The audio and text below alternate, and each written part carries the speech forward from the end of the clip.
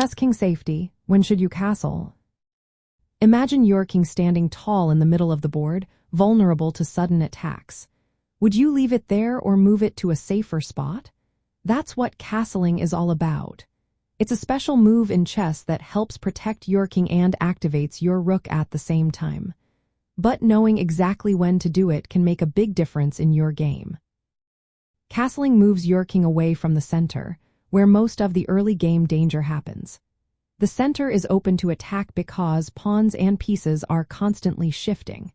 Moving the king behind a wall of pawns on the side of the board keeps it safer from enemy pieces. Plus, castling brings your rook into play, often onto an open or semi-open file, ready to support your other pieces. You can only castle if certain conditions are met. Neither the king nor the rook you want to move has been moved before. There can't be any pieces standing between the king and that rook. The king can't be in check at the start, and it can't pass through or land on a square attacked by your opponent's pieces during castling. These rules keep the move fair and safe. Most players prefer to castle early in the game. Doing so puts your king behind a shield of pawns and prepares your pieces for action. If you wait too long, your king might become exposed, especially if the center opens up quickly. But sometimes delaying castling makes sense if your plan involves launching an attack on the opposite side or if the opponent's threats are on your king's side. Deciding which side to castle depends on your position.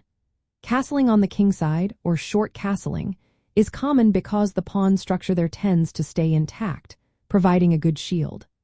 Castling on the queen side, or long castling, can be more aggressive, giving your rook quick access to the center but often requiring more pawn moves and risking exposure if the opponent opens lines. Never castle if your king is in check or if castling would move it through attacked squares. You need to neutralize threats first. Also, keep an eye on your opponent's development.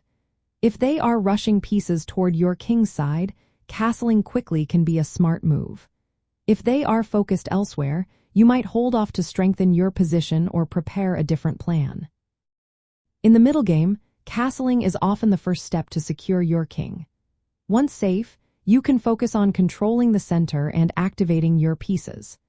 After castling, avoid pushing pawns in front of your king unless your pieces are supporting those moves.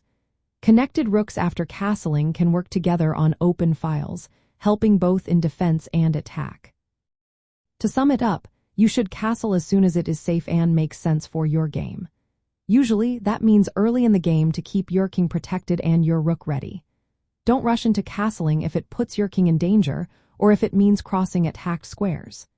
Choose the side based on your pawn structure, your opponent's threats, and your overall plan. Castling early is a key part of keeping your king safe and setting up a strong middle game.